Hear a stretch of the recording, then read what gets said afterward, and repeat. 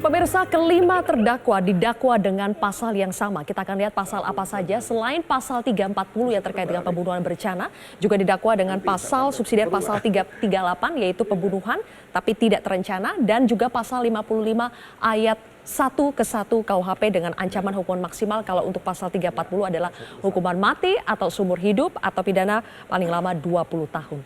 Pertanyaan saya yang terakhir ini untuk bapak-bapak semua ya, karena kita sudah masuk ke segmen terakhir. Siapa yang layak dan tidak layak untuk diganjar dengan pasal 340, Prof. Gayus?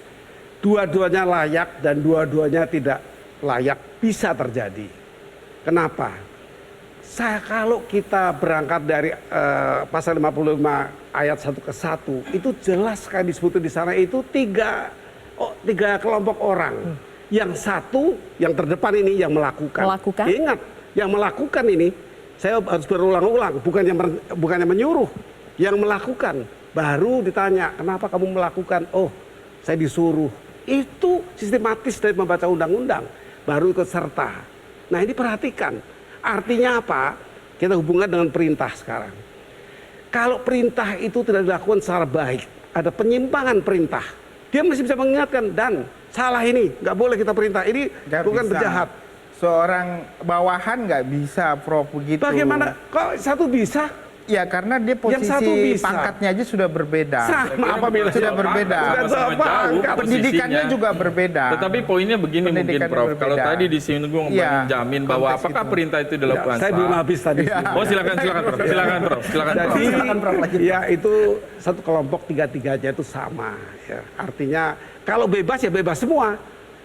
Apakah karena Jesida ada keistimewaan atas tanggung jawab disebut sebagai apa ya, delikten, pelanggaran hukum, yaitu satu sisi yang lain tadi di samping dia sebagai JC, itu nggak bisa lepas. Kalau mau lepas, lepasnya adalah perintah jabatan itu tidak sah disampaikan. Kalau ini saya katakan justru ini disebut sebagai misbruik van recht. Dia itu sudah menyimpangi perintah. Perintahnya nggak boleh dilakukan, dia lakukan. Perintahnya di sini lain, ya pun kalau tembak hajar ya anggap tembak, tapi kan bisa tidak tembak mati. Sudah saya tembak kakinya. Oke, itu untuk Richard Eliezer. Ini untuk Richard. Dia bisa terbalik ini bagi saya karena sama-sama di pasal 55 ayat 1 ke 1 yang sama derajatnya bertiga, maka FS itu tidak pernah memerintahkan tembak mati. Nah kalau ini disimpangi dengan menembak 4 kali di dada misalnya, belum mati atau sudah mati atau akan mati, itu arahnya sudah mati. Perintahnya bukan itu, ini misbruik van recht. Jadi merugikan yang memerintah. Lalu bisa terbalik ini. Salahnya memang pada kelompok yang pertama melakukan, baru yang menyuruh. Yang menyuruh bukan itu. Ini misbruik. Kalau terbukti memang yang disuruh bukan tembak ya, tapi alat bukti yang lain kan bisa menjadi tembak atau hajar sama, karena dia memerintah bukan tembak mati, tembak saja, nggak ada tembak mati. Tapi bisa menjadi cerita lain kalau Sambo ikut menembak. Nah itu untuk Sambo ikut menembak juga mati juga, tapi kan sudah diduluin kematian ini oleh Eliezer 4 kali tembak di dada. Oke, tapi intinya Anda menilai dua-duanya ini? Dua-duanya berpotensi bebas kalau hakim memandang ada kisah. Kasus Marsinah, karena hakim ini takut menghukum orang yang belum bersalah, dibebas 9 tersangka pembunuhan berencana.